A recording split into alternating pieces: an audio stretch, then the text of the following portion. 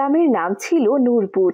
সবুজে ঘেরা পাখির ডাক আর নদীর কলকল শব্দে মুখরিত এই ছোট্ট গ্রামটি বর্ষা আসলে যেন নতুন রূপ নেয়। তবে মাঝে মাঝে এই বর্ষা হয়ে ওঠে অভিশাপের মতো। টানা বৃষ্টিতে নদী উপচে পড়ে, চারদিকে সৃষ্টি হয় ভয়াবহ বন্যা। মানুষজন তখন দিশেহারা হয়ে পড়ে। এই গ্রামেরই এক ছেলে ছিল, যার নাম ছিল সিয়াম। তার বয়স 15 বছর। সে ছিল খুবই দায়িত্বশীল, আল্লাহ ভীরু এবং মমতাবান। তার বাবা একজন কাঠ মিস্ত্রি। ছোটবেলা থেকেই সিয়াম বাবার সাথে বিভিন্ন জিনিস বানানো শিখেছে, আর মায়ের কাছে কোরআনের শিক্ষা ও দোয়া দরুদ পড়তে শিখেছে। এই বছর বর্ষা আসার আগে থেকেই গ্রামের মানুষ চিন্তিত ছিল।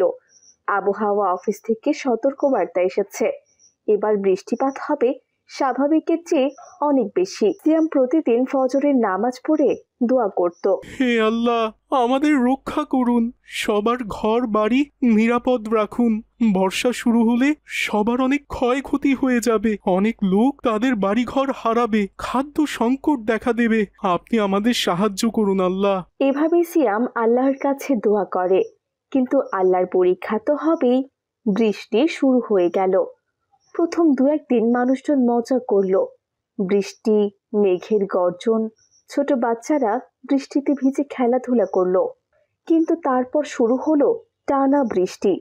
নদী ফুলে ফেপে উঠল, খাল বিল উপচে পড়ল, চারিদিকে পানি আর পানি।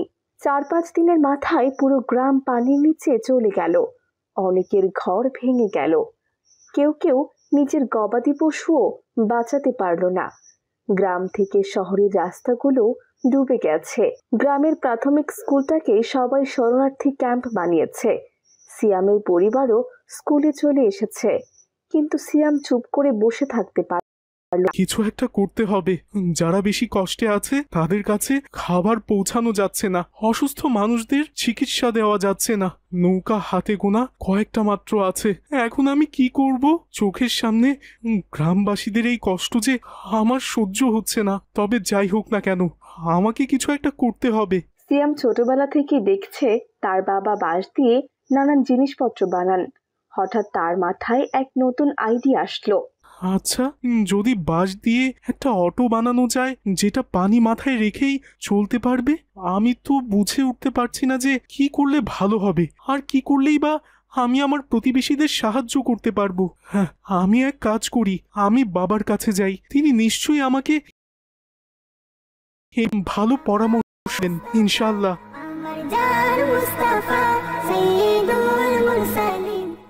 বাবা, বাঁশ দিয়ে কি পানির মধ্যে চলার মতো কি কিছু বানানো যায়?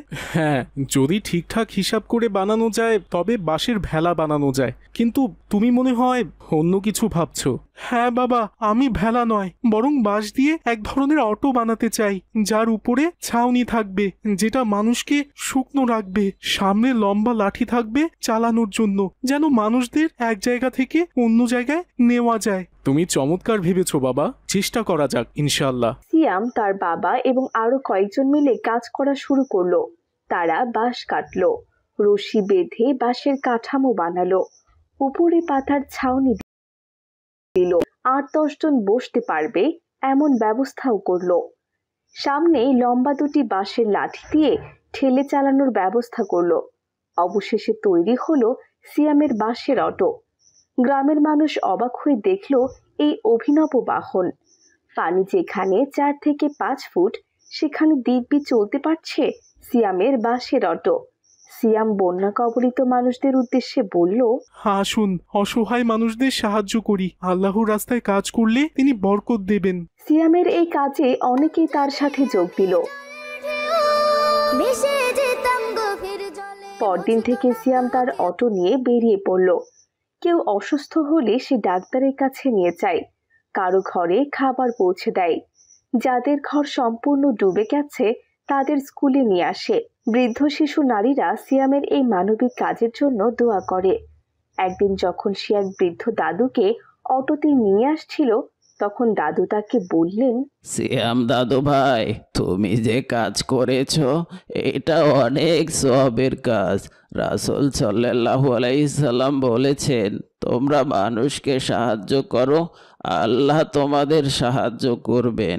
বৃদ্ধ লোকটির এমন কথা শুনে সিয়াম মনে মনে আল্লাহকে শুকরিয়া জানায়। এভাবেই দিন কাটছিল, কিন্তু সিয়ামের পরীক্ষাও কোনো অংশে কম ছিল না।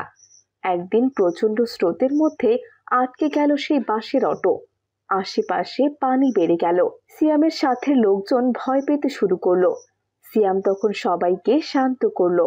আল্লাহ আমাদের রক্ষা করবেন, আমরা সকলে একসাথে দুরূদ পড়ি। সবাই মিলিত কণ্ঠে পড়তে লাগলো, আল্লাহুম্মা সাল্লি আলা মুহাম্মাদিন ওয়া আলা আলি মুহাম্মাদ। তখন চোখের সামনে একটা শুকনো গাছের ডাল ভেসে আসলো। সিয়াম সেই গাছের ডাল দিয়ে ঠেলে ঠেলে অটোকে ধীরে ধীরে নিরাপদ স্থানে নিয়ে যায়। সিয়ামের এই কাজের কথা শহরের দাতব্য সংস্থাগুলোর কানে গিয়ে পৌঁছালো। তারা আসলো নূরপুরে। সিয়ামকে দেখিয়ে বলল, এই ছেলে আমাদের শেখালো কিভাবে সীমিত সম্পদ দিয়েও মানুষের উপকার করা যায়। সিয়ামের সাথে আমরাও আপনাদের সাথে আছি, এখন থেকে আমরাও আপনাদের সাহায্য করব। কালই আমি শহর থেকে বড় নৌকা, খাবার সামগ্রী এবং প্রয়োজনীয় ওষুধ পাঠিয়ে দিব ইনশাআল্লাহ।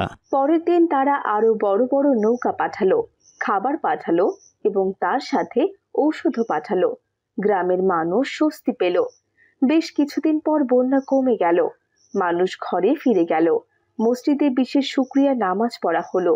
ইমাম সাহেব খুতবায় বললেন, সিয়াম আমাদের শিক্ষা দিল কিভাবে বিপদের সময় ধৈর্য, বুদ্ধিমত্তা আর আল্লাহর উপর ভরসা রাখলে সব সমস্যার সমাধান পাওয়া যায়। নবী করিম সাল্লাল্লাহু আলাইহি সাল্লাম বলেছেন, সকল সৃষ্টির মধ্যে সর্বোত্তম হলো সেই ব্যক্তি যে মানুষের উপকার করে। সিয়াম তার বাঁশের অটোকে এবার রাখলো মসজিদের পাশের ঘরে, যেন ভবিষ্যতে আবার কোনো বিপদ এলে কাজে লাগে।